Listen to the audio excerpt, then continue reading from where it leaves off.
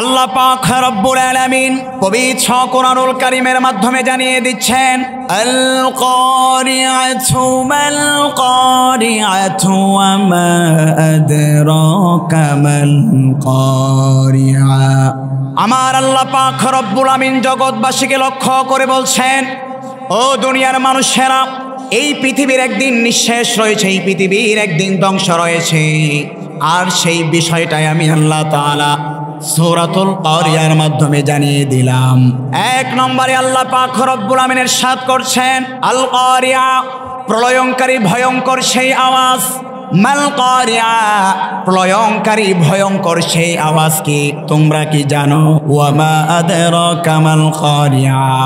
নবী করিম সাল্লাল্লাহু আলাইহি ওয়াসাল্লামকে আল্লাহ পাক রব্বুল আমিন জানিয়ে দিচ্ছেন, নবী হে, ওয়া মা আদরাকা মাল কারিয়া, আপনি কি প্রলয়ঙ্কারী আওয়াজ সম্পর্কে কোনো ধারণা রাখেন নাকি? কারণ মক্কার মুশরিকরা, উতবা সাহেব, আবু জাহেলরা, তারা মনে করতো এই পৃথিবীটাই হচ্ছে একটা দুনিয়া, এই পৃথিবীর পর আর কোনো দুনিয়া নেই, এই পৃথিবীর নিঃশেষ নেই, খাও দাও ফুর্তি করো, এটাই বুঝি দুনিয়া। আমার আল্লাহ পাক রব্বুল আমিন সূরাতুল কারিয়া নাজিল করার মাধ্যমে জানিয়ে দিলেন, আল কারিআতু মাল কারিআতু ওয়া মা আদরাকা মাল কারিআ। প্রলয়ঙ্কারী ভয়ঙ্কর আওয়াজ, মাল কারিআ, সেই প্রলয়ঙ্কারী ভয়ঙ্কর আওয়াজ কি? ওয়া মা আদরাকা মাল কারিআ, নবী হে, আপনি কি সেই প্রলয়ঙ্কারী ভয়ঙ্কর আওয়াজ সম্পর্কে জানেন নাকি? এই প্রলয়ঙ্কারী ভয়ঙ্কর আওয়াজটুকু যেই ফেরেশতা করবেন, সেই ফেরেশতার নাম হচ্ছে ইসরাফিল আলাইহিস সালাতু ওয়াস সালাম। চার ফেরেশতা, শ্রেষ্ঠ ফেরেশতাদের মধ্যে একজন হচ্ছে ইসরাফিল আলাইহিস সালাতু ওয়াস সালাম। তো এই প্রলয়ঙ্কারী আওয়াজ যেই ফেরেশতা করবে, তার হাতে সেই বাঁশিটুকু থাকবেন, সেই ফেরেশতার নাম হচ্ছে ইসরাফিল আলাইহিস সালাতু ওয়াস সালাম। নবী করিম সাল্লাল্লাহু আলাইহি ওয়াসাল্লামের সাহাবী আবু হুরায়রা রাদিয়াল্লাহু তাআলা বিশ্বনবী সাল্লাল্লাহু আলাইহি ওয়াসাল্লামকে প্রশ্ন করলেন, ইয়া রাসূলুল্লাহ ওয়া ইয়া হাবিবাল্লাহ, এই প্রলয়ঙ্কারী যেই আওয়াজ করবে সেই বাঁশিটা কেমন হবে? নবী করিম সাল্লাল্লাহু আলাইহি ওয়াসাল্লাম সাহাবায়ে কেরামের প্রশ্নের জবাবে বললেন, ইসরাফিল আলাইহিস সালাতু ওয়াস সালাম কিয়ামত সংঘটিত হওয়ার জন্য যেই বাঁশির মাধ্যমে ফু দিবেন, ওই বাঁশির এক একটা আংরা হবে জমিন থেকে নিয়ে আসমানের উচ্চতা পর্যন্ত বিশাল। আবার সাহাবায়ে কেরাম প্রশ্ন করলেন, ইয়া রাসূলুল্লাহ ওয়া ইয়া হাবিবাল্লাহ, যেই ফেরেশতা এই বাঁশিটার মাধ্যমে ফু দিয়ে পৃথিবীটাকে ধ্বংস করে দিবেন, ওই ফেরেশতা কতটুকু আকৃতি হবে? বিশ্বনবী সাল্লাল্লাহু আলাইহি ওয়াসাল্লাম বললেন, ইসরাফিল আলাইহিস সালাতু ওয়াস সালাম এত দৈর্ঘ্য, এত বিশাল আকৃতির, তার পাঁচ জমিনের মধ্যে, আর তার উচ্চতা হচ্ছে সেই সুবিশাল আসমানের মধ্যে। পৃথিবী সৃষ্টির পর আল্লাহ পাক রব্বুল আমিন যখন এই আসমান জমিন মাত্র 6 দিনে সৃষ্টি করলেন, এই পৃথিবী সৃষ্টি করার পরে আল্লাহ পাক রব্বুল আমিন যেই জিনিসটা সৃষ্টি করলেন, এই পৃথিবীকে ধ্বংসকারী যেই বাঁশি, ইসরাফিল আলাইহিস সালাতু ওয়াস সালাম যেই বাঁশির মাধ্যমে তিনি ফু দিবেন, এই পৃথিবী সৃষ্টি করার পরে আমার আল্লাহ পাক রব্বুল আমিন সেই বাঁশিটাকে সৃষ্টি করলেন। আর সেই দিন থেকে যেই বাঁশির নিয়োজিত যেই ফেরেশতা আল্লাহ পাক রব্বুল আমিন রাখলেন, সেই ইসরাফিল আলাইহিস সালাতু ওয়াস সালাম এই বাঁশিটার মধ্যে নিজের ঠোঁট লাগিয়ে সেই আরশে আজিমের দিকে তাক করে আছেন। কখন আল্লাহ পাক রব্বুল আলামিন সাইয়্যিদিনা ইসরাফিল আলাইহিস সালাতু ওয়াস সালামকে অর্ডার করবেন, অর্ডার করা মাত্রই সেই ইসরাফিল এই বাঁশির মাধ্যমে গোটা পৃথিবীটাকে ধ্বংস করে ফেলবেন।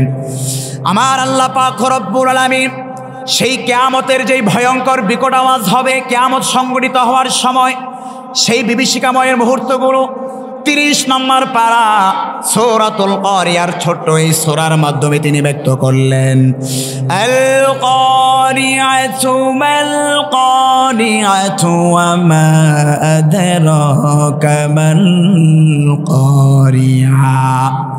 প্রলয়ঙ্কারী বিকট আওয়াজ গুরুত্ব বোঝানোর ক্ষেত্রে আল্লাহ তাআলা আবার উল্লেখ করলেন, মাল কারিআ, এই প্রলয়ঙ্কারী বিকট আওয়াজটা কি? আবারও আল্লাহ পাক রব্বুল আমিন কারিয়া শব্দ উল্লেখ করার মাধ্যমে তিনি মানুষের মনোরঞ্জন করছেন, মানুষের মনোযোগ আকর্ষণ করছেন। ওয়ামা আদরাকা মাল কারিয়া, নবী হে আপনি কি জানেন এই প্রলয়ঙ্কারী ভয়ঙ্কর আওয়াজটা কি? আমার আল্লাহ পাক রব্বুল আলামিন 4 নম্বর আয়াতে কারিমার মাধ্যমে সেই প্রলয়ঙ্কারী ভয়ঙ্কর আওয়াজ সম্পর্কে তার বিবরণ তুলে ধরলেন। আল্লাহ পাক রব্বুল আলামিন বলছেন, ইয়াউমা ইয়াকুনুন নাসু কাল ফারাশিল মাবসুস, সেই প্রলয়ঙ্কারী ভয়ঙ্কর আওয়াজ যখন ইসরাফিল আলাইহিস সালাতু ওয়াস সালাম তার বাঁশির মাধ্যমে ফুঁক দিবেন, পৃথিবীর অবস্থা তখন কেমন হবে?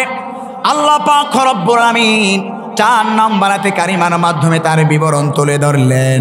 আমার আল্লাহ পাক রব্বুল আলামিন বললেন, এই বাঁশি যখন ফু দেওয়া হবে, এই পৃথিবীর মধ্যে যত পাহাড় পর্বত আছে, এই পাহাড় পর্বতগুলো ধূলিত তুলার মতো উড়তে উড়তে ভাসতে ভাসতে থাকবে।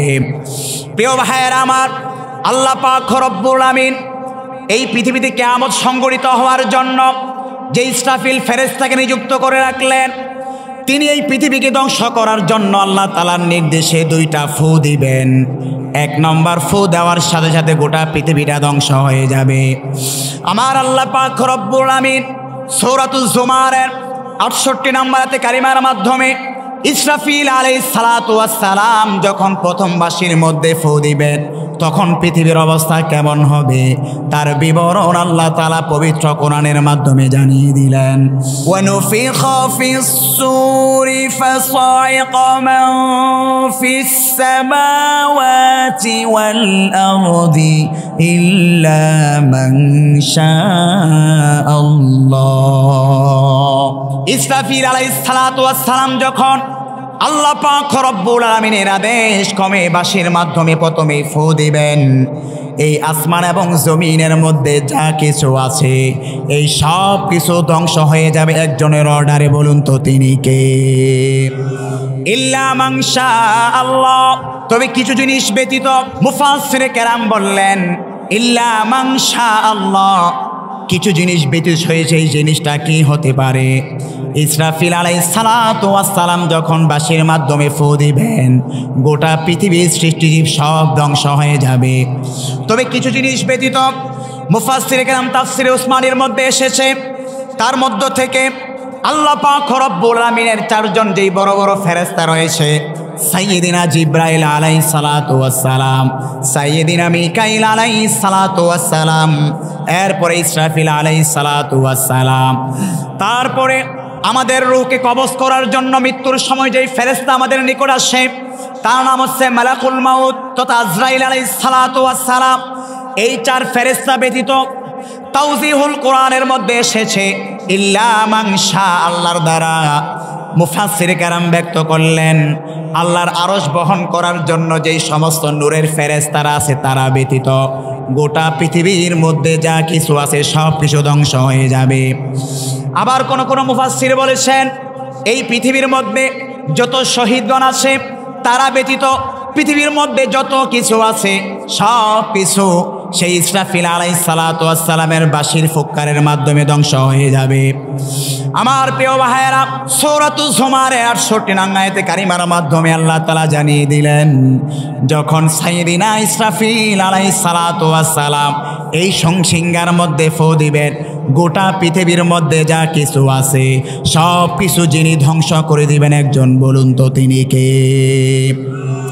আমার আল্লাহ পাক রব্বুল আলামিন কিভাবে এই পৃথিবীটা ধ্বংস হবে, কিভাবে পাহাড় পর্বত জমিন নদী নালা খাল বিলগুলো ধ্বংস হবে তার বিবরণ অত্যন্ত চমৎকারভাবে পবিত্র কোরআনুল কারীমের মাধ্যমে জানিয়ে দিলেন।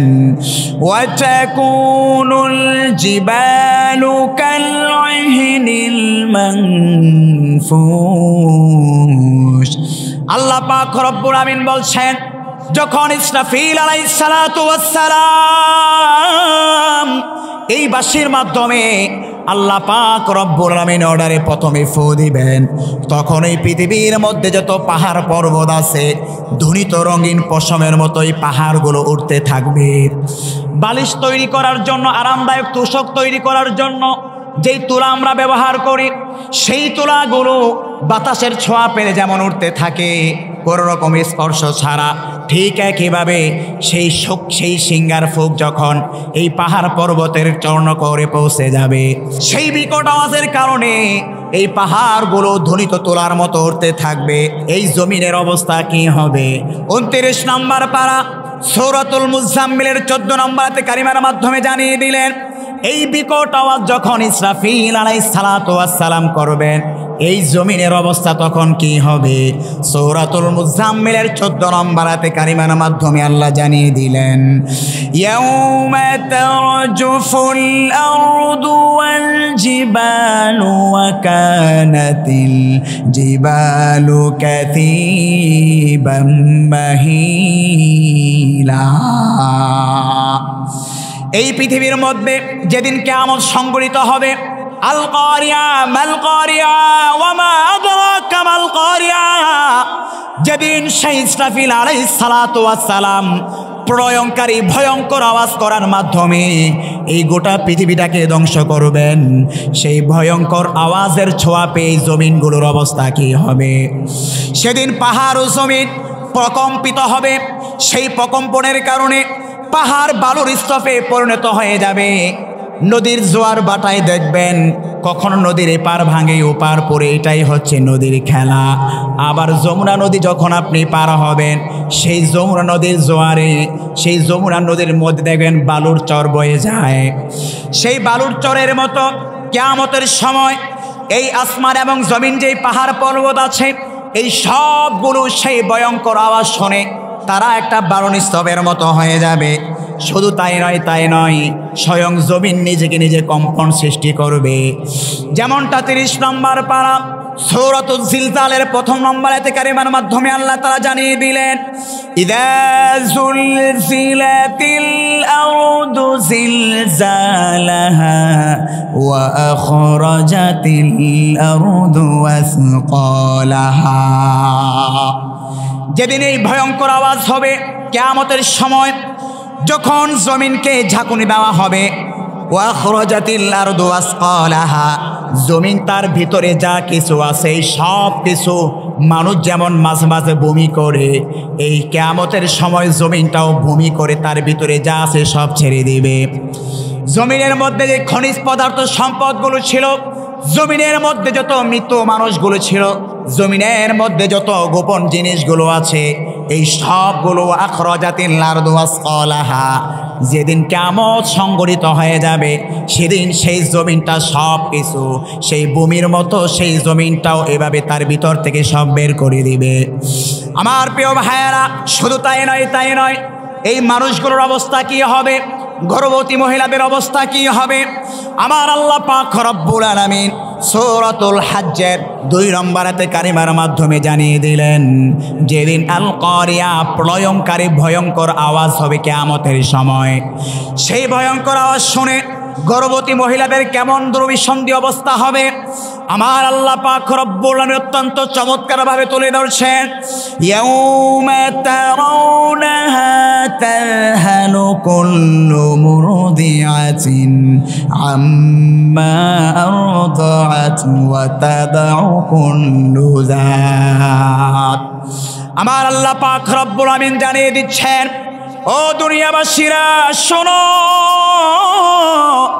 যেদিন প্রলয়ঙ্কারী আওয়াজ হবে, যেদিন এই পৃথিবীটা ধ্বংস হয়ে যাবে, যেদিন প্রথম সিংহায় ইসরাফিল আলাইহিস সালাতু ওয়াস সালাম ফু দিবে, সেদিন এই পৃথিবীর মধ্যে যত গর্ভধারিণী মহিলা আছে, যত প্রসব বেদনায় মহিলা আছে, সেই মহিলাগুলো তাদের পেটের মধ্যে যে বাচ্চাগুলো আছে, সেই ভয়ঙ্কর আওয়াজের কারণে এমনিতেই তাদের পেট থেকে তাদের বাচ্চাগুলো বের হয়ে যাবে অটোমেটিকলি।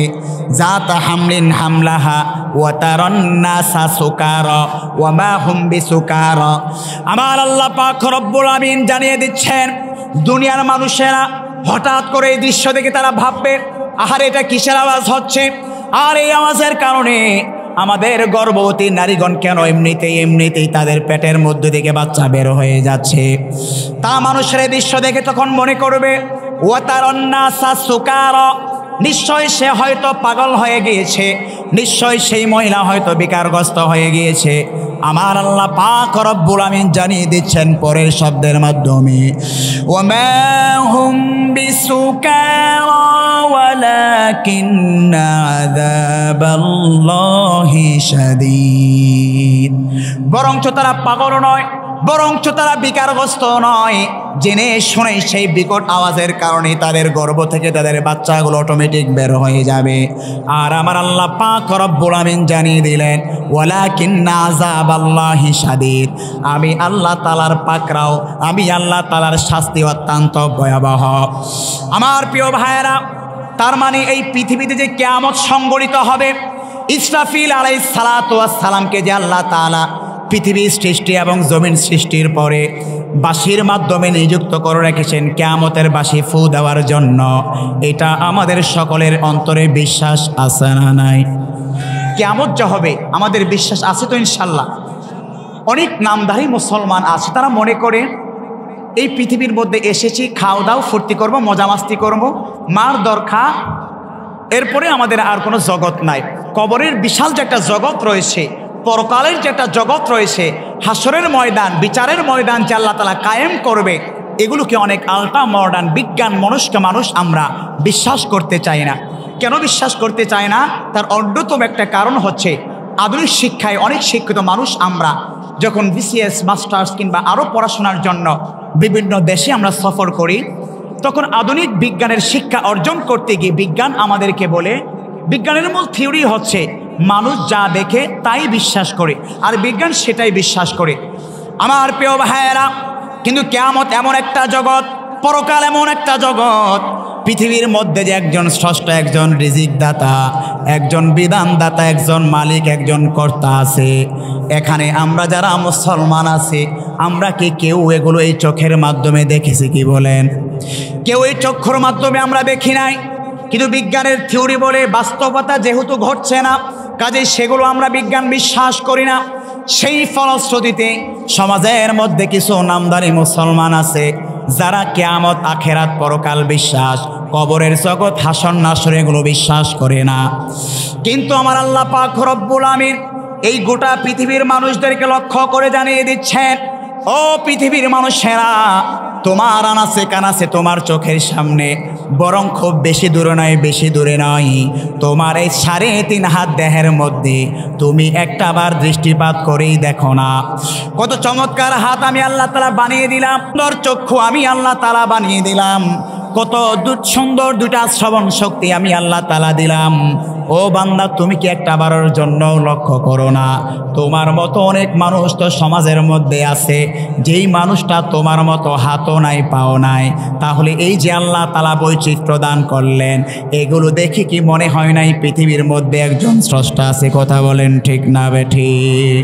কাজেই এই পৃথিবীর মধ্যে যে স্রষ্টা আছে, রিজিক দাতা, বিধানদাতা, তাকদিরের ভালো মন্দ খারাপ, এই সব কিছু কিয়ামত সংঘটিত যা হবে, এর প্রতি আমাদের বিশ্বাস আছে তো ইনশাল্লাহ?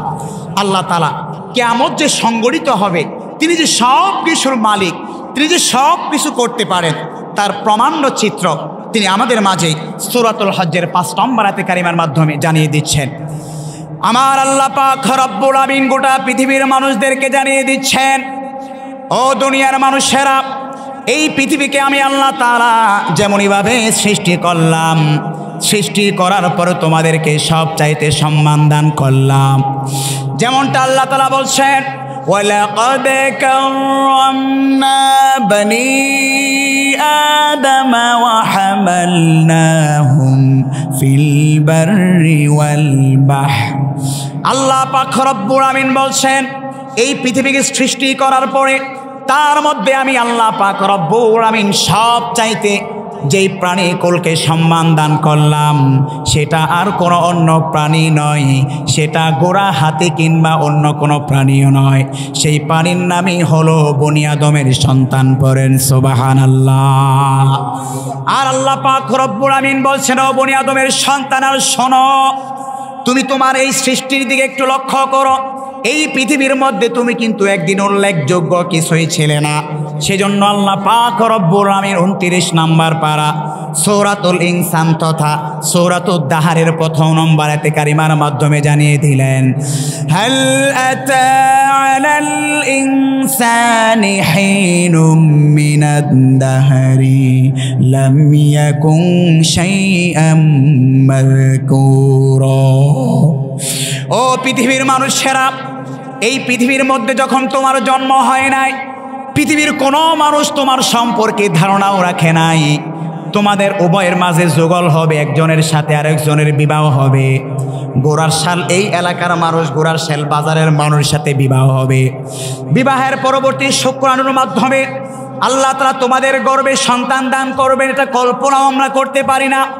তার মানে তুমি এই পৃথিবীর মধ্যে একটা সময়ে তোমার মধ্য দিয়ে কি অতিবাহিত হয় নাই, তুমি উল্লেখযোগ্য কিছুই ছিলে না, তোমার কোনো নাম নিশানাই ছিল না। এই যে আমরা আজকে তাফসীরের ময়দানে বসেছি, কি বলেন আজ থেকে 50 কিংবা 100 বছর পূর্বে আমাদের কি নাম নিশানা ছিল? উল্লেখযোগ্য কি আমরা কিছু ছিলাম? এই যে আমার নূরে আলম আঙ্কেল কিংবা আমার ডান পাশে বসা আছে কিংবা আপনারা সামনে বসা আছেন, একটা সময় কি আপনারা উল্লেখযোগ্য পৃথিবীর মধ্যে কিছু ছিলেন? কি বলেন? কেউ কি কথা ভাবতো যে আমার এলাকার মধ্যে অমুক সভাপতি কিংবা আজকের মাহফিলের অমুক অমুক তিনি জন্মগ্রহণ করবেন? এই ধারণা পর্যন্ত আমাদের ছিল? কিংবা আমাদের উপর দিয়ে কি এরকম একটা সময় অতিবাহিত হয়েছে? হয় নাই।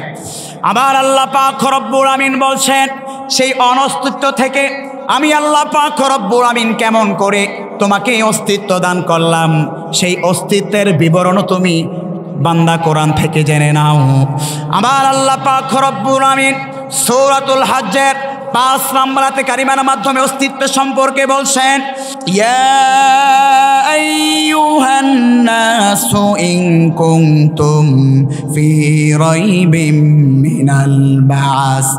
আমার আল্লাহ পাক রব্বুল আমিন জানিয়ে দিচ্ছেন, হে মানুষ সকল শোনো, ইন কুনতুম ফি রাইবিম মিনাল বাস, তোমরা কি মনে করো, তোমরা কি ধারণা করো, তোমরা কি সন্দেহ করো পুনরুত্থানের দিবস যে একটা আছে, এই পৃথিবীর পরে যে কিয়ামত হবে, সেই কিয়ামতের পরে যে তোমাদেরকে আবারও আল্লাহ তাআলা সজাগ করবেন, সেই পুনরুত্থানের দিবস সম্পর্কে তোমরা সন্দেহ পোষণ করো নাকি? আরে বান্দা, তুমি কেমন করে সন্দেহ পোষণ করো? তুমি একটাবারও কি ভেবে দেখো না তোমাকে আমি আল্লাহ পাক রব্বুল আমিন কোন জিনিস থেকে সৃষ্টি করলাম? আমার আল্লাহ পাক রব্বুল আমিন এই বনি আদমের সৃষ্টির বিবরণ দিচ্ছেন, ফাইন্না খলাকনাকুম মিন তুরাবিন সুম্মা মিন নুতফাতিন সুম্মা মিন আলাকা।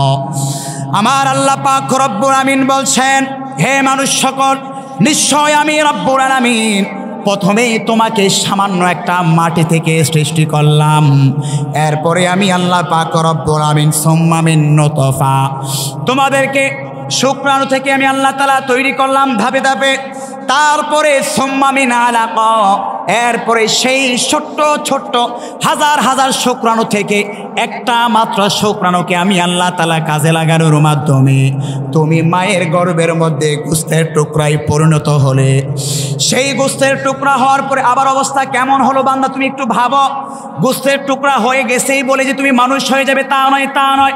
কোটি কোটি শুক্রাণু তোমার স্বামী স্ত্রীর মাধ্যমে যে পারস্পরিক আচার এভাবে একে অপরের সাথে সঞ্চালন হয়, সেটা হওয়ার মাধ্যমে যে তুমি মানুষ হয়ে যাবে ভাবার তা নয়, বরং সেই শুক্রাণু থেকে আমি আল্লাহ তাআলা মাত্র একটা শুক্রাণুকে কাজে লাগালাম, আবার সেই শুক্রাণু থেকে আমি আল্লাহ তাআলা জমাট রক্ত তৈরি করলাম, আবার সেই সকল জমাট রক্তগুলো যে সবগুলো কাজে লেগে গেছে তা নয়, বরং আল্লাহ তাআলা বলছেন, সুম্মা মিন আলাকাতিন সুম্মা মিন মুদগাতিন মুখাল্লাকাতিন ওয়া গায়রি মুখাল্লাকাতিন লিনুবাইয়িনা লাকুম।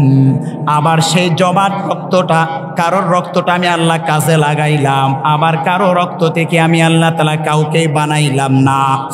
ওয়ানুকিরু ফিল আরহামি মা নাশা।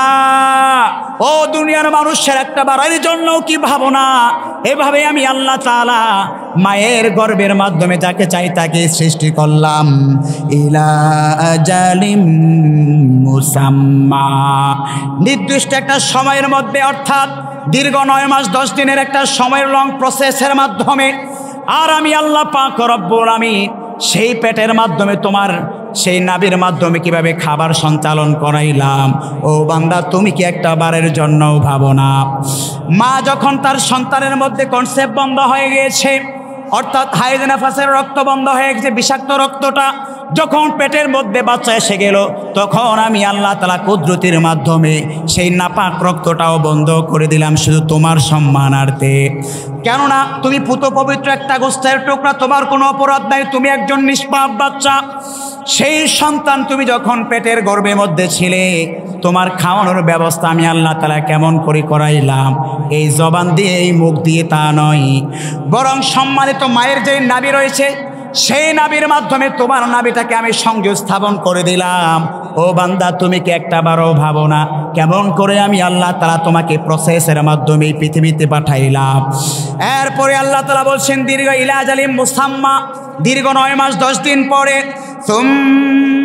সুম্মা নুখরিজুকুম তিফলান সুম্মা লিতাবলুগু আশুদ্দাকুম, তারপরে পৃথিবীর মধ্যে তুমি একজন নবজাতক, একজন বাচ্চা তিফলান হয়ে জন্মগ্রহণ করলে।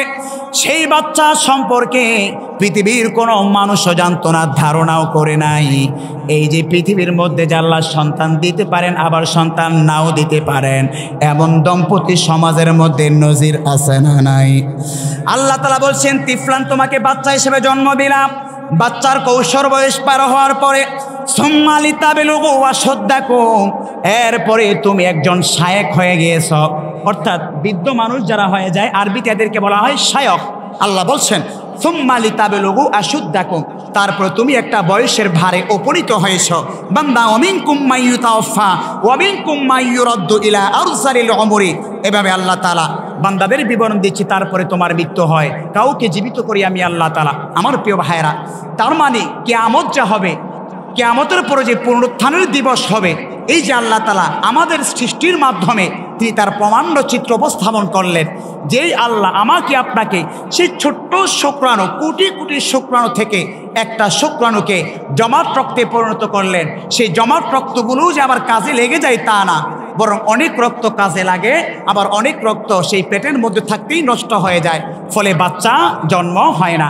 এই যে আল্লাহ আমাকে আপনাকে সৃষ্টির একটা লং প্রসেস উদাহরণ দিয়ে যেই জিনিসটা বোঝাতে চাইলেন, বান্দা মায়ের গর্ভ থেকে আমি আল্লাহ আপনার তোমাকে যদি এভাবে সৃষ্টি করতে পারে, সেই মায়ের গর্ভ থেকে মুখের মাধ্যমে খাবার ঢুকানো ব্যতীত মায়ের নাভি থেকে যদি ছেলের নাভির মাধ্যমে খাবার দিতে পারি, তাহলে আমি আল্লাহ তাআলার পক্ষে কি সেটা সম্ভব নয় যে তোমাদেরকে এই পৃথিবীকে সৃষ্টি করার পরে এই পৃথিবী ধ্বংস হয়ে যাবে, সেই ধ্বংসের পর আবারও তোমাদেরকে আমি পুনরুত্থিত করব, আবারও জীবিত করব, আবারও তোমাদের হাসন নাসর হবে, এটা কি আমি আল্লাহ তাআলার পক্ষে সম্ভব নয়?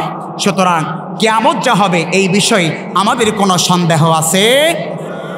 আমার প্রিয় ভাইয়েরা, আল্লাহ পাক রব্বুল আমিন সূরাতুল মুতাফফিফিনের মাধ্যমেও 4 থেকে 13 নম্বর আয়াতে কারিমার মাধ্যমে তিনি আমাদেরকে জানিয়ে দিলেন, আলা ইয়াজুন্নু উলাইকা আন্নাহুম মাবউসুন, তারা কি ধারণা করে, তারা কি মনে করে যে পুনরুত্থানের দিবস হবে? এজন্য আল্লাহ বলছেন হা হা হা, এই পুনরুত্থানের দিবস অবশ্যই হবে, এতে করে কোনো সন্দেহ নাই। আমার প্রিয় ভাইরা, যে বিষয়টা বলছিলাম, ইসরাফিল আলাইহিস সালাতু ওয়াস সালাম যখন আল্লাহ তাআলার আদেশে প্রথম সিংহায় ফুঁক দিবেন, আল কারিআতু মাল কারিআ ওয়া মা আদরাকা মাল কারিআ, আল্লাহ পাক রব্বুল আমিন বলছেন ইসরাফিল আলাইহিস সালাতু ওয়াস সালামের এই বিকট আওয়াজের কারণে গোটা পৃথিবীটা ধ্বংস হয়ে যাবে, পাহাড় পর্বত গাছপাতা তরুলতা এই সব কিছু ধ্বংস হয়ে যাবে। এরপরে ইসরাফিল আলাইহিস সালাতু ওয়াস সালাম 2 নম্বর ফু দিবেন, আল্লাহ তাআলার আদেশে 2য় নম্বর ফুয়ের জন্য ইসরাফিল রেডি হয়ে যাবেন। প্রথম ফুয়ের মাধ্যমে গোটা পৃথিবীর মধ্যে যা কিছু আছে এই সব কিছু কি হয়ে যাবে? ধ্বংস হয়ে যাবে। দ্বিতীয় ফুয়ের মাধ্যমে কি কি সংঘটিত হবে তার বিবরণ আমরা কোরআন থেকে জানার চেষ্টা করি। ইসরাফিল আলাইহিস সালাতু ওয়াস সালাম যখন সেই বাঁশির মাধ্যমে দ্বিতীয় ফু দিবেন, আমার আল্লাহ পাক রব্বুল আমিন জানিয়ে দিচ্ছেন সূরাতুল জুমারের মাধ্যমে 58 নম্বর আয়াতে কারিমার মাধ্যমে সুম্মা নুফিখা ফীহি উখরা ফাইযা হুম কিয়ামুন ইয়ানজুরুন। অতঃপর ইসরাফিল আলাইহিস সালাতু ওয়াস সালাম যখন দ্বিতীয় বাঁশিতে ফুৎকার দিবেন, ফুৎকার দেওয়ার সঙ্গে সঙ্গে পৃথিবীর প্রথম ফুৎকারে যেই মানুষগুলো মৃত্যুবরণ করেছে কবরের মধ্যে তাদের ঠিকানা হয়ে গিয়েছে, সেই সমস্ত মানুষগুলো ফাইজা হুম কিয়ামুন, তারা কবর থেকে দাঁড়িয়ে যাবে। প্রত্যেকটা কবর থেকে তাদের লাশগুলো দাঁড়িয়ে যাবে। ফাইজা হুম কিয়ামুন ইয়ানজুরুন, আর তারা লক্ষ্য করতে থাকবে মানুষগুলো পঙ্গপালের মতো দৌড়াদৌড়ি করছে। আমার প্রিয় ভাইয়েরা, সেদিন কাফের এবং মুশরিকদের দুইটা চিত্র হবে। আল্লাহ পাক রব্বুল আমিন যারা কাফের হবে তাদের চিত্রটা সূরাতুন নাজিয়াতের 9 থেকে 8 নম্বর আয়াতে কারিমার মাধ্যমে জানিয়ে দিচ্ছেন। কুলুবু ইয়াউমাইযি ওয়াজিফা, সেদিন যারা কাফের হবে, সেদিন যারা এই পুনরুত্থানের দিবসে তারা উত্থিত হবে, তাদের অবস্থা হবে তাদের হৃদয় প্রকম্পিত হবে, তাদের হৃদয় ভয়ে বিহ্বল হয়ে যাবে। আবসারুহা খাশিয়া, আর তাদের যেই দৃষ্টি রয়েছে সেই দৃষ্টিগুলো তারা অবনত করে রাখবে, কারণ আজকে তারা একজনের কাছে অপরাধী। বলুন তো তিনি কে? আর মুমিন বান্দাদের অবস্থা কি হবে সেদিন? দ্বিতীয় ফুঁক দেওয়ার পরে আল্লাহ পাক রব্বুল আলামিন সূরাতুল আম্বিয়ার 103 নম্বর আয়াতে কারিমার মাধ্যমে জানিয়ে দিচ্ছেন, লা ইয়াহজুনুহুমুল ফাযাউল আকবার ওয়া তাতালাক্কাহুমুল মালাইকা হাযা ইয়াউমুকুমুল্লাযী কুনতুম তুআদুন। এই তো গেল কাফের মুশরিকদের অবস্থা। তাদের দৃষ্টি থাকবে অবনত, তাদের অন্তর ভয়ে কাঁপতে থাকবে, কারণ তারা আজ অপরাধী। আর মুমিন বান্দার অবস্থা কি হবে? আমার আল্লাহ পাক রব্বুল আমিন জানিয়ে দিলেন, মুমিন বান্দা কিয়ামতের দিন মহাভীতি এবং দুশ্চিন্তাগ্রস্ত হবে না। ফেরেশতারা বরং তাদেরকে কি জানাবে? ওয়াতাল মালাইকা ওয়া তাতালাক্কাহুমুল মালাইকা, ফেরেশতাগণ তাদেরকে অভ্যর্থনা জানাবে আর এই সংবাসন আর এই ঘোষণা দিতে থাকবে, হাযা ইয়াউমুকুমুল্লাযী কুনতুম তুআদুন। তারা বলতে থাকবে ফেরেশতাগণ মুমিন বান্দাদেরকে, আজ তো সেই দিন যেই দিন সম্পর্কে তোমাদের সাথে আল্লাহ পাক রব্বুল আমিন কোরআনুল কারীমে ওয়াদা করেছিল যে এই দিন তো সেই দিন যেই দিনে আমি আল্লাহ তাআলা মুমিন বান্দাদের জন্য উত্তম বিনিময় দান করব। সুতরাং ফেরেশতাদের পক্ষ থেকে বলা হবে, লা ইয়াহজুনুহুল ফাযাউল আকবার, আজকের এই দিনে মুমিন বান্দাদের কোনো ভয়ও নাই, টেনশনও নাই, চিন্তাও নাই। লা খাউফুন আলাইহিম ওয়ালা হুম ইয়াহজানুন। আর সেই দিনটাই হচ্ছে দ্বিতীয় ফুৎকার যখন ইসরাফিল আলাইহিস সালাতু ওয়াস সালাম দিবেন, পুনরুত্থানের দিবস। আমার প্রিয় ভাইয়েরা, তাহলে সেই দিন ফেরেশতা যখন ইসরাফিল আলাইহিস সালাতু ওয়াস সালাম ফু দিবেন, পৃথিবীর সমস্ত মানুষগুলো কবর থেকে উঠতে থাকবে।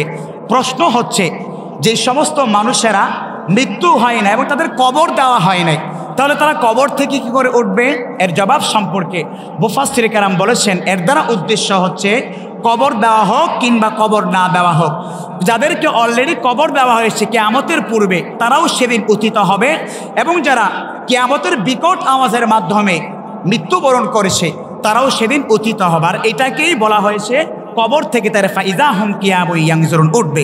সম্মানিত প্রিয় ভাইয়েরা, যে বিষয়টা আপনাদেরকে বলছিলাম, তাহলে দ্বিতীয় ফুঁক দেওয়ার পরে মানুষ সকলে কবর থেকে উঠবে, আর সেই ওঠার যেই ময়দান, সেই ময়দানটাকে বলা হয় হাসরের ময়দান। কিসের ময়দান? হাসরের ময়দান। তবে অনেক মুফাসসির কেরাম বলেছেন, ইসরাফিল আলাইহিস সালাতু ওয়াস সালাম 4টা বাঁশিতে ফু দিবেন। কয়টা বাঁশিতে ফু দিবেন? কয়টা? 4টা। তবে সহিহ আল বুখারী এবং সূরাতুল জুমারের 68 নম্বর আয়াতে কারিমার মাধ্যমে সহিহ বর্ণনার মাধ্যমে আমরা জানতে পারি যে ইসরাফিল আলাইহিস সালাতু ওয়াস সালাম মাত্র 2টা ফু দিবেন। কয়টা ফু? প্রথম ফোয়ের মাধ্যমে গোটা পৃথিবী ধ্বংস হয়ে যাবে। দ্বিতীয় ফোয়ের মাধ্যমে সুম্মা নুফিখা ফী উখরা ফাইযা হুম কিয়ামুন ইয়ানজুরুন, তারপরে সেই মৃত মানুষগুলো আবারও হাসরের ময়দানে উত্থিত হবে, পুনরুত্থিত হবে। এই 2টা ফোর কথা কোরআনে এবং সহিহ বুখারীর বর্ণনায় এসেছে। তবে অনেক মুফাসসির কেরাম বলেছেন ইসরাফিল আলাইহিস সালাম মোট 4টা ফু দিবেন। আবার কোনো মুফাসসির বলেছেন ইসরাফিল আলাইহিস সালাম কিয়ামত সংঘটিত হওয়ার জন্য মোট বাঁশিতে ফু দিবেন 3টা। তবে শক্তিশালী দলিল হচ্ছে ফু দিবেন কয়টা? 2টা। তবে 4টা দেই আর 2টা দেই, কিয়ামত যা হবে এতে করি কি আমাদের কোনো সন্দেহ আছে? আমার আল্লাহ পাক রব্বুল আলামিন সেই হাসরের ময়দানে দুনিয়ার মানুষদেরকে বলতে থাকবে আইনা দুনিয়া, হে দুনিয়ার মানুষ সকল আজ তোমরা কোথায়? আইনান নাহার, হে দিনের অধিপতিরা তোমরা আজকে কোথায়? আইনান নাহার আইনাল লাইল, হে রাতের অধিপতিরা, হে দিনের অধিপতিরা আজ তোমাদের ক্ষমতা কোথায়? আমার আল্লাহ পাক রব্বুল আমিন হাসরের ময়দানে সমস্ত মানুষগুলোকে লক্ষ্য করে বলবেন আইনান নাহার, হে দিনের অধিপতিরা, যারা রাজত্ব পেয়ে মানুষের প্রতি জুলুম করেছ, যারা রাতের ক্ষমতা পেয়ে বিচারের নামে ঘোষের টাকা খেয়ে মানুষের প্রতি জুলুম করেছ, সেই অধিপতিরা কোথায়? হে অহংকারীরা আজ তোমরা কোথায়? হে অহংকারীরা, নমরুদ ফেরাউদের দোসররা, আজ তোমাদের রাজত্ব কোথায়? আজকে রাজত্ব চলবে একজনের চিৎকার করে বলতে হবে তিনি কে? আমার আল্লাহ পাক রব্বুল আমিন এভাবে বিভিন্ন পদের মানুষগুলোকে মেনশন করে রাখতে থাকবে। কিন্তু সেদিন কি আল্লাহর ডাকে সাড়া দেওয়ার মতো ক্ষমতা কারোর আছে? কারণ জালেমদের ক্ষমতা শুধু দুনিয়ার মধ্যে।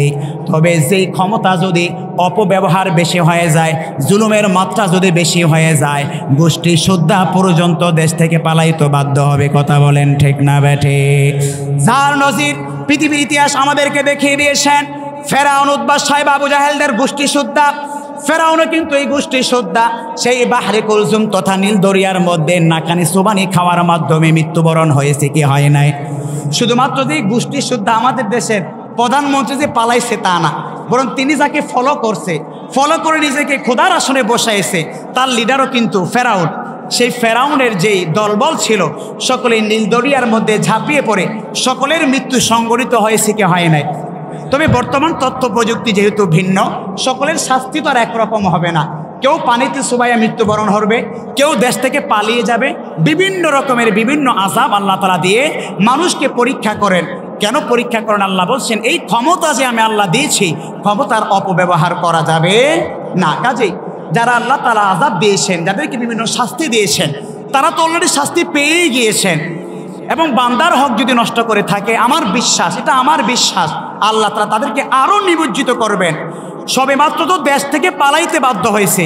আপনি কি মনে করেন আলেম ওলামাদেরকে যেই পরিমাণ নির্যাতন স্টিম রোলার চালিয়েছে 2013 সালে 5 মে রাত্রে নবী প্রেমিকদের উপর সেই ফেসিবাদী সরকার নির্বিচারে হামলা করে 2.5 ঘন্টার ব্যবধানে লক্ষ লক্ষ গুলির মাধ্যমে যেই নির্বিচারে শহীদ করেছে, বিডিআর হত্যাকাণ্ড যারা চালিয়েছে 2024 সালে ছাত্র অভ্যুত্থানের মাধ্যমে যেভাবে আমার ছাত্র জনতার উপর গুলি চালিয়েছে, আপনি কি মনে করেন এই বান্দার হকগুলো শুধুমাত্র পালানোর মাধ্যমেই মাফ করে দিবে? না না, আল্লাহ বলছেন সব অন্যায় আমি আল্লাহ তাআলা ক্ষমা করে দিতে পারি, শুধুমাত্র বান্দার হক ব্যতীত। কাজেই বান্দার হক আপনি নষ্ট করেছেন হত্যার মাধ্যমে, ক্রস ফায়ারের মাধ্যমে। বান্দার হক আপনি নষ্ট করেছেন এক সিংহাসনের মাধ্যমে। এবং কিছু সুদখোর দুর্নীতিবাজ নেতা সমাজের মধ্যে আছে না নাই, যারা এক কলমের খোসায় মানুষ থেকে লক্ষ লক্ষ টাকা ছিনিয়ে নিয়েছে। আর এই সমস্ত দুর্নীতিবাজ নেতারাই আলেমদেরকে বলেছে আলেমরা নাকি দুর্নীতিবাজ। আল্লামা দেলোয়ার হোসেন সাঈদী নাকি দর্শনের সাথে জড়িত। আল্লামা দেলোয়ার হোসেন সাঈদী নাকি নারী নবী। দেলোয়ার হোসেন সাঈদী, আল্লামা মামুনুল হক সহ অসংখ্য আলেমরা নাকি দুর্নীতির সাথে জড়িত। তারা নাকি আরব রাষ্ট্র থেকে টাকা এনে ধর্ম ব্যবসা করে। অথচ যেই সমস্ত নেতা নেত্রীরা আমাদেরকে এই কথাগুলো বলেছিল, দিন শেষে দেখলাম নিজের বাপের নামে মূর্তি স্থাপন করতে গিয়ে দেশের আনাচে কানাচে কোটি কোটি টাকা নষ্ট করেছে। কথা বলেন ঠিক না বেঠিক? এক পদ্মা সেতু তৈরি করতে গিয়ে 1000 পদ্মা সেতুর টাকা খেয়েছে কি খায় নাই? এজন্য আইনুদ্দিন আজাদ রহমাতুল্লাহ সংগীতের মাধ্যমে বলেছেন, দুর্নীতির ওই আখড়ায় বসে, দুর্নীতির ওই আখড়ায় বসে জাহির করে গান, কলম দিয়ে কামায় টাকা, কলম দিয়ে কামায় টাকা, আবার ধরে সাদরবান, ওরা শিক্ষিত শয়তান, ওরা শিক্ষিত শয়তান, ওরা হলো জাতির লাগে মহামারীর মহাজন, পাইলে কলম ঠাকাইয়া চালাই ওরা নির্যাতন। কথা বলেন ঠিক না বে ঠিক? সবেমাত্র পৃথিবীর মধ্যে এই মুহূর্তে যদি একটা ঘোড়ার শ্বাস জমিনে বাচ্চা জন্মগ্রহণ করে তার জন্ম নিবন্ধন করতে গেলেও 300 থেকে 500 টাকা লাগে কি লাগে না? অথচ সরকার কর্তৃক বাচ্চার জন্য ফ্রি সেবা দিয়েছে কি দেয় নাই? তাহলে যারা ক্ষমতার চেয়ার পেরে টাকা খায় আবার তারাই দিন শেষে আলেমদেরকে দুর্নীতিবাজ বলে কথা বলেন ঠিক না বে ঠিক? এরাই আলেমদেরকে বলে, এই আলেমরা মানুষের বাড়িতে খাইতে খাইতে বিশাল বড় তাগারি পেট বানাইয়া ফেলছে। এই আলেম যদি আমার মতো সিকুন সাকুন হয়, বলে হুজুর এত সিকুন কেন? আবার যদি হুজুর বাবরি চুল রাখে এতেও সমস্যা, বলে হুজুরকে তালেবান তালেবান লাগে। আবার হুজুর যদি ঠাইল্লা মাথা করে, বলে হুজুর মনে করো অপরাধ করে সেই জন্য ঠাইল্লা মাথা বানাই দিছে। অর্থাৎ হুজুর যেদিকেই যাক এদিকেই কিছু কিছু পাবলিকের চুলকানি। কথা বলেন ঠিক না বেটে? ওরা হলো জাতির লাগে মহামারীর মহাজন, পাইলে কলম ঠেকাইয়া চালাই ওরা নির্যাতন, বুশের টাকায় ওদের ভুরি। কিসের টাকা ওদের ভুরি? এই যে আজকে আপনারা আলেম ওলামাদেরকে দাওয়াত করে নিয়ে এসেছেন, কার বাসায় যেন খেয়েছি, ভাইয়ের নামটা কি যেন? হাকিম মোস্তফা ভাই, নাদিম ভাইয়ের বাসায় খেয়েছি। নাদিম ভাই কি, আমি কি সাদাবাজি করে নাদিম ভাইয়ের বাসায় খাইতে গেছি? কথা বলেন, আওয়াজ করেন। আমি কি বলেছি নাদিম ভাই খানা কিন্তু আজকে না দিলে আপনার কল্লা কিন্তু থাকবে না? এই হুমকি দিয়ে খাবার খেয়েছি আমি। সম্মানের সহিত মাশাআল্লাহ আলেমদেরকে সম্মান করেছে, কিন্তু সমাজের মধ্যে ক্ষমতা পেয়ে এমন অনেক মানুষ আছে, দুর্নীতি, চাঁদাবাজি, রাহাজানি। আপনাদের এই গোরাশাল টেম্পো স্টেশন থেকে নিয়ে দোকান পাড়ে করি কি করে না? আমার প্রিয় ভাইয়েরা, তারা ধর্ম ব্যবসা করে, তারা দুর্নীতির সাথে জড়িত থাকে, আর দিন শেষে এর বোঝা বহন করতে হয় আলেমদেরকে। কথা বলেন ঠিক না বে ঠিক? আমাদেরকে বলে আমরা নাকি মানুষের বাড়িতে খাইতে খাইতে তাগারি বানাই। নাউজুবিল্লাহ পড়বেন না? এই সমস্ত কথা যারা আলেমদেরকে বলেন, আপনাকে যদি বিপরীত আমি বলি, তুমি মানুষের বাড়িতে খাইতে খাইতে শরীরটা এমন বানাইছো, আপনি কি এই কথাটা স্বাভাবিক অর্থে নিতে পারবেন? এই কথাগুলো আমরা দুষ্টামির ছলে আলেমদেরকে বলি কিনা ভাই? কিন্তু বিপরীত আপনাকে বললে আপনি সহ্য করার ক্ষমতা আছে আপনার? আপনি বলবেন বাপের টাকায় খায়, এই মোল্লা তুই আমাকে এই ধরনের কথা বলার কে? এই জন্য প্রিয় ভাইরা আমার, দুষ্টামির ছলে কোনো মানুষকে লজ্জা দেওয়া এটা অত্যন্ত মারাত্মক কবিরা গুনাহ। ঠিক না বে ঠিক? যেই কথা বলছিলাম, ঘুষের টাকায় ওদের ভুরি, ঘুষের টাকায় ওদের ভুরি, হায়রে করে যে টান টান, ওরা শিক্ষিত শয়তান, ওরা শিক্ষিত শয়তান। এমন শিক্ষিত শয়তান সমাজের মধ্যে আছে না নাই? যেই বিষয়টা বলছিলাম, হাসরের ময়দানে আমার আল্লাহ পাক রব্বুল আলামিন শুধুমাত্র যেই ঘুষখোর ক্ষমতাধরদেরকে ডাকবেন তা না, বরং আমাদের মতো কিছু ভণ্ড মৌলবীদেরকেও ডাকবেন কি ডাকবেন না? শুধু তো আপনাদেরকে বাস দেই, মানে আমাদেরকে বাস দেওয়ার দরকার আছে না নাই? আমাদেরকে বাসটা কীভাবে দিই শোনেন। তাফসিরের ময়দান কোরআন নিয়ে তাফসির করবে ডিজে গানের মাধ্যমে। জীবন নামের নাম সাইলাম খাজা তোর নামে, আমারে লইয়া যাও রে মদিনার পানে। এরকম ভণ্ডামি সমাজের মধ্যে আছে না নাই? আমার প্রিয় ভাইয়েরা, যেই গানটা আমি বললাম, এই গানটা কোন দরবারের গান সেই দরবারের নামই আমি বলবো না, কিন্তু এই গানের মাধ্যমে সমাজের অনেক মানুষের ঈমান পর্যন্ত চলে যাবে। জীবন নামের নাও বাসাইলাম খাজা তোর নামে পড়েন নাউজুবিল্লাহ। জীবন নামের নাও বাসাইলাম কখনো খাজার নামে হতে পারে না, বরং জীবন নামের নাও মুসলমান একজনের জন্য বাসাইবে, তিনি কে? কিন্তু এই ভণ্ড কাওয়ালি ভাইস ভান্ডারি গান সমাজের মধ্যে আছে না নাই? দেখবেন বানবাড়ির গান লাগাইতে লাগাইতে নাচতে নাচতে শেষ। জিকির করবা ভালো কথা, আলা বিজিকিরিল্লাহি তাতমাইন্নুল কুলুব, জিকির করলে অন্তরটা প্রশান্তি দান করেন, তিনি কে? এখন অন্তর প্রশান্তির বিষয় যদি আপনাকে নাচানাচির দিকে ঝুঁকি দেয়, তাহলে এটা কি জিকির হইল না ভণ্ডামি হইল? আমার প্রিয় ভাইয়েরা, শুধু তাই নয়, গানের কথাগুলো কত মারাত্মক, শিরকে ভরপুর। জীবন নামের নওয়াজ সাইলাম খাজার নামে, এটা মুসলমান কখনো বলতে পারে না। তারপরের শব্দের মাধ্যমে আবার বলছে, আহা মাহারে লইয়া যাওরে মদিনার পানে পড়েন নাউজুবিল্লাহ। এই যে ঘোড়ার শাল ময়দানে, তাফসীরের ময়দানে বসলাম, আমাকে আপনাকে আলিমুল গায়ব, অদৃশ্যের মাধ্যমে যিনি সেই কামলিওয়ালা নবীজির রওজায় নিয়ে যেতে পারেন, তিনি কে? মনে বড় আশা ছিল যাব মদিনায়, সালাম আমি করব গিয়ে, সালাম আমি করব গিয়ে নবীর রওজায়। মনে বড় আশা ছিল যাব মদিনায়, আরব সাগর পাড়ি দেব নাই কো আমার তোরি,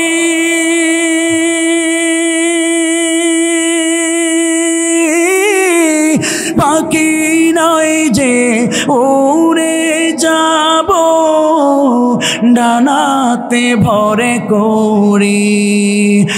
আমার আশায় আছে সম্বল নাই, করি কিও পাই।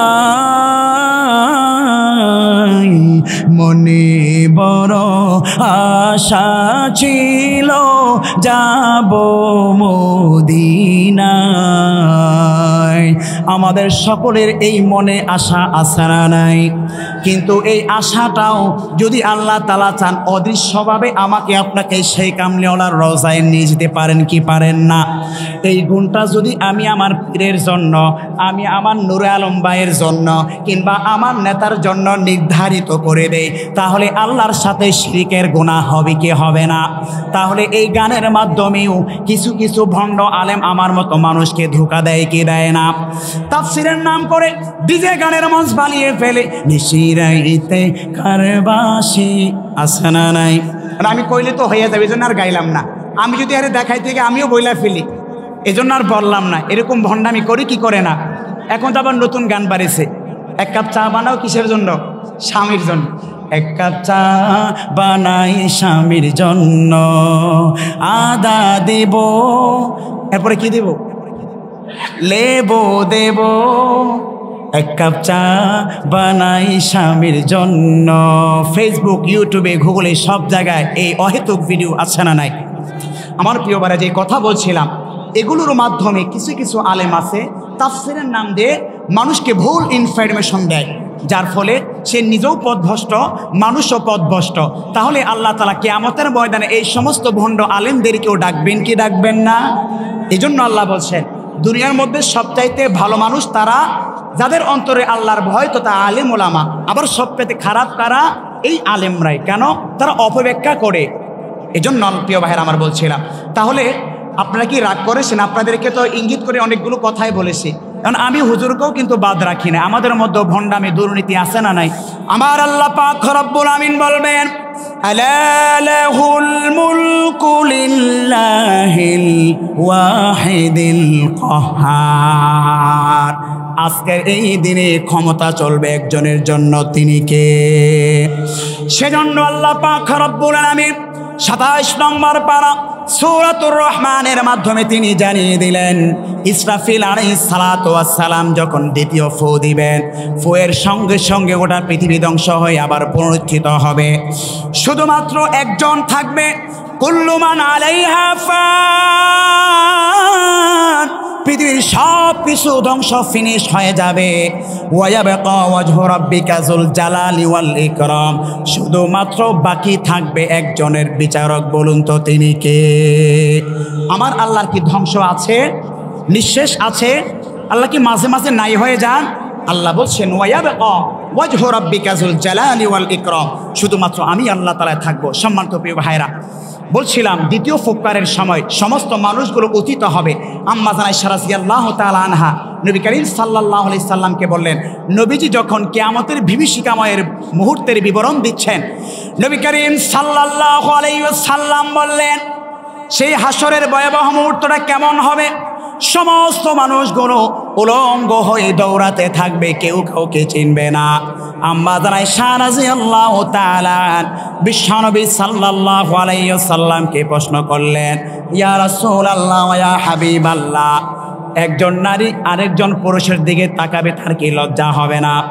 নবী আমার বললেন, হে আয়েশা, সেই হাসরের ভয়াবহ মুহূর্তটা এমন কঠিন হবে, সেই মুহূর্তে কেউ কাউকে চিনবে না, সকলেই পাগলের মতো দৌড়াইতে থাকবে, আর তাদের মাথার উপরে সূর্যটা এক বিগত কিংবা এক হাত তার কাছাকাছি থাকবে, মগজগুলো টকবক করতে থাকবে। প্রশ্ন হচ্ছে, হুজুর, দুনিয়ার সামান্য আগুন লাগলেই তো আমরা মৃত্যুবরণ করি, তাহলে হাসরের ময়দানে যদি এক বিগত করে সূর্য থাকে, তাহলে ওই অবস্থায় তো মানুষ মরে যাওয়ার কথা।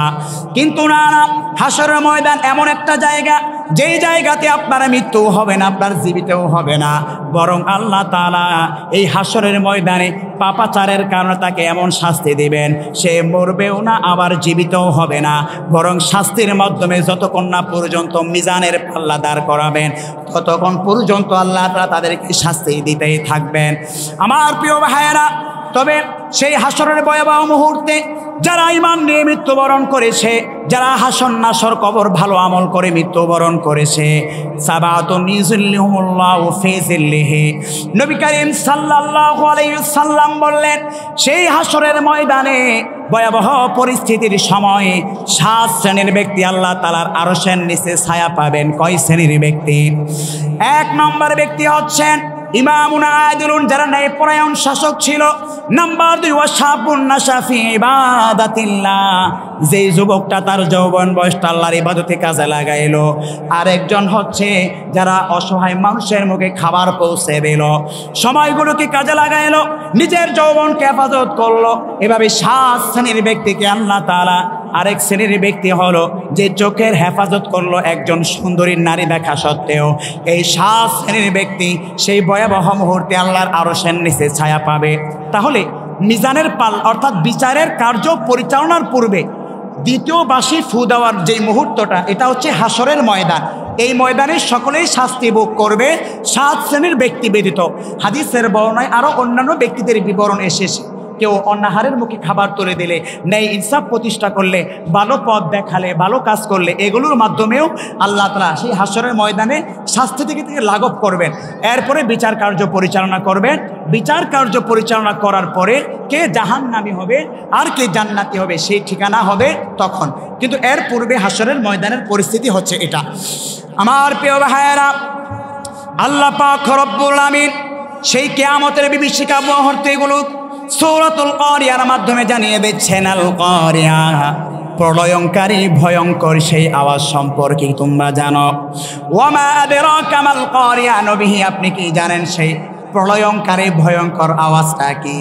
ইয়াউমা ইয়াকুনুন নাসু কাল ফারাশিল মাবসুস, সেই প্রলয়ঙ্কারী ভয়ঙ্কর আওয়াজ যখন হবে, পৃথিবীর পাহাড়গুলো ধ্বনিত পশমের মতো উঠতে থাকবে। তারপরে আল্লাহ বলছেন তাকুনুল জিবালু কাল আহনিল মানফুস, তারপরে ফাআম্মা মান সাকুলাত মাওয়াজিনু। এই হলো কিয়ামতের বিবরণের আলোচনা। এবার দ্বিতীয় যে আলোচ্য বিষয়টি বলেছিলাম, যাদের আমল ভালো হবে, ভারী হবে, ফাআম্মা মান সাকুলাত মাওয়াজিনু, যাদের আমল নামা হাসরের ময়দানে বিচারের পাল্লায় ভারী হবে, ফাহুয়া ফি আইশাতির রাদিয়া, তার প্রতি আল্লাহ তাআলা সন্তুষ্ট হয়ে যাবে, ফলে তার ঠিকানা হবে জান্নাত। ওয়া আম্মা মান খাফফাত মাওয়াজিনু, আর যেই মানুষের আমল নামা হবে হালকা পাতলা, আমার আল্লাহ পাক রব্বুল আমিন বলছেন ফাআম্মুহু হাবিয়া, তার ঠিকানা হবে হাবিয়ার জায়গায়। আল্লাহ তাআলা বলছেন ওয়ামা আদরাকা মা হাবিয়া, হাবিয়া কি নবী আপনি জানেন? আল্লাহ তাআলা সূরাতুল কারিয়ার 11 নম্বর তথা লাস্ট আয়াতের মাধ্যমে জানিয়ে দিলেন নারুন হামিয়া, যাদের আমল নামা হালকা হবে তারা হামিয়ার মধ্যে থাকবে। আল্লাহ জানিয়ে দিলেন ওয়ামা আদরাকা মা হিয়া, নবী হাবিয়া কি আপনি জানেন? নারুন হামিয়া, হাবিয়া হচ্ছে উত্তপ্ত উত্তপ্ত আগুন, যেই আগুনের মধ্যে তাদের ঠিকানা হবে, যাদের আমলনামা পাতলা হবে। সম্মানিত প্রিয় ভাইয়েরা, তাহলে যে আলোচ্য বিষয় থেকে আমরা আলোচনা করেছি সূরা কারিয়া সম্পর্কে, এই সূরার মধ্যে কয়টা বিষয় সম্পর্কে আমরা অবগত হলাম? দুইটা। এক নম্বর, কিয়ামত যে হবে এতে করে আমাদের মধ্যে কোনো সন্দেহ আছে? কোনো সন্দেহ নাই। সেগুলোর বিবরণ আমি কোরআনের আয়াত থেকে আপনাদের মাঝে তুলে ধরেছি। নাম্বার দুই, কিয়ামত সংগঠিত হওয়ার পর বিচারের মঞ্চ কায়েম করা হবে। মাওয়াজিনুর মাধ্যম থেকে আল্লাহ বলছেন, যাদের আমল ভারী হবে তারা জান্নাতে যাবে, আর যাদের আমল পাতলা হবে অর্থাৎ নিচু হয়ে যাবে তাদের ঠিকানা হবে জাহান্নাম। আল্লাহ আমাদের সকলকে মুহাম্মদ সাল্লাল্লাহু আলাইহি সাল্লামকে অনুকরণের মাধ্যমে আমরা যেন আমাদের জীবন পরিচালনা করে আমাদের ঠিকানা জান্নাত বানাইতে পারি। আল্লাহ সকলকে সেই তৌফিক দান করুন। সকলে পড়ছি আমিন। রব্বুল আমিন। পরওয়ারদিগার মাওলাই কারীম, গভীর এই রজনীতে আপনার শাহিন শাহী দরবারে হাত বাড়াইলাম। ও দয়ার মালিক, জীবনে কত অন্যায় করেছি, কত পাপ করেছি। ও আল্লাহ, পৃথিবীর মানুষ জানে না আমার গুনাহ সম্পর্কে, আমার স্ত্রী সন্তান, আমার পাড়া প্রতিবেশী আমার গুনাহ সম্পর্কে জানে না। ও দয়ার মালিক, এই গুনাহে বরপর অন্তর নিয়ে তোমার শাহিন শাহী দরবারে হাত বাড়াইলাম। ও দয়ার মালিক, তুমি আমাদের জীবনের সমস্ত গুনাহ গাথাগুলোকে মাফ করিয়া দাও। রব্বানা যালামনা আনফুসানা ওয়া ইল্লাম তাগফির লানা ওয়া তারহামনা লানাকুনান্না মিনাল খাসিরিন। ও দয়ার মালিক,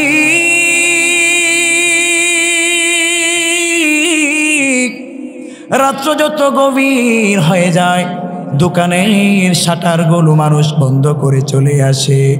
ও দয়ার মালিক, আর রাত্র যত গভীর হতে থাকে তুমি তোমার রহমতের দরজা তোমার বান্দার জন্য তুমি খুলিয়া দাও। আয় আল্লাহ, এই কলুষিত অন্তর নিয়ে, এই গুনাহগার অন্তর নিয়ে তোমার দরবারে হাত বাড়াইলাম। ও আল্লাহ, যৌবন বয়সে কত গুনাহের কাজ করলাম, এই চোখের মাধ্যমে কত অন্যায় জিনিস দেখলাম, এই কানের মাধ্যমে ও আল্লাহ কত পাপাচার বিষয়বস্তু শুনলাম। ও আল্লাহ, এই হাতের মাধ্যমে কত মানুষকে কষ্ট দিলাম। ওগো আল্লাহ, ওই পায়ের মাধ্যমে কত অন্যায় কাজে পা বাড়াইলাম। ক্ষমতা ছিল বলে মানুষের প্রতি কত জুলুম বিচার করলাম। গো দয়ার মালিক, বিচারিক ক্ষমতায় মানুষ আমাকে সম্মানের সাথে বসাইলো, কিন্তু ওই বিচারকের ময়দানে চেয়ারে বসিয়া বসিয়া আমি মানুষ, আমি সভাপতি, আমি হুজুর, আমি মুরব্বী, আমি এলাকার মাতব্বর, কত মানুষের প্রতি কত জুলুম করলাম। ও দয়ার মালিক, এই গুনার বুঝা নিয়া তোমার শাহিন শাহী দরবারে হাত বাড়াইলাম। ও আল্লাহ, আমার কলবটা যদি ওই আয়নার মতো মানুষের সামনে প্রকাশ করে দিতা, মানুষ আমাকে সম্মান করে, মানুষ আমাকে সালাম দেয়, মানুষ আমাকে সভাপতি হাজি সাহেব বলে, কিন্তু দয়ার মালিক, আমার অন্তরের গুনাহগুলো যদি মানুষের সামনে প্রকাশ কইরা দিতা, মানুষ তো আমাকে সমাজের মধ্যে রাখতো না, ওই মানুষগুলো আমাকে সমাজ থেকে তাড়াইয়া দিত। ও দয়ার মালিক, এই কলুষিত অন্তর নিয়ে, এই কলুষিত দেহ নিয়ে, এই পাপাচারী অন্তর নিয়ে এই গভীর রজনীতে তোমার নেককার বান্দাদেরকে নিয়ে তোমার দরবারে হাত উঠাইলাম। ও আল্লাহ, তুমি আমাদের গুনাহ খাতাগুলোকে মাফ করিয়া দাও। রব্বির হামহুমা কামা রাব্বায়ানি সগীরা। রব্বুল আলামিন, আয় আল্লাহ পাক রব্বুল আলামিন, আমরা যারা হাত বাড়াইলাম আমাদের মধ্যে অনেকের জনম দুঃখী মা বাবা ওই অন্ধকার কবর করে শুয়ে আছে। ও দয়ার মালিক, ওই মায়ের কবরটাকেও তুমি জান্নাতের টুকরা বানাইয়া দাও রব্বুল আলামিন। কত মা হারা, সন্তান হারা, বাবা হারা অনেক সন্তান আজকের এই মুনাজাতে হাত বাড়াইলো। ও দয়ার মালিক,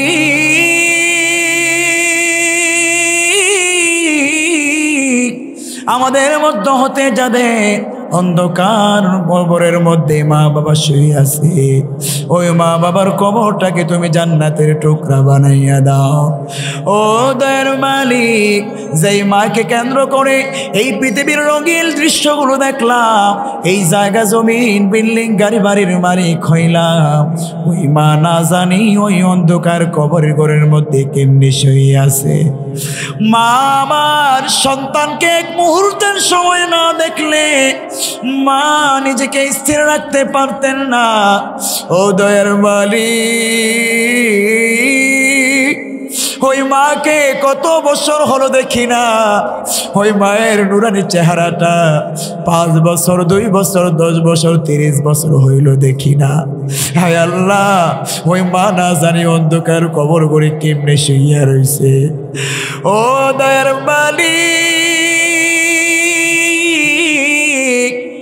যেই কবরের মধ্যে আলো নাই, বাতাস নাই, ও আল্লাহ, মা যদি দুনিয়ার মধ্যে কোনো কষ্টই পতিত হতো, আমি সন্তান কষ্ট করে হলে ওই মাকে চিকিৎসার জন্য ডাক্তারের কাছে নিয়ে যাইতাম।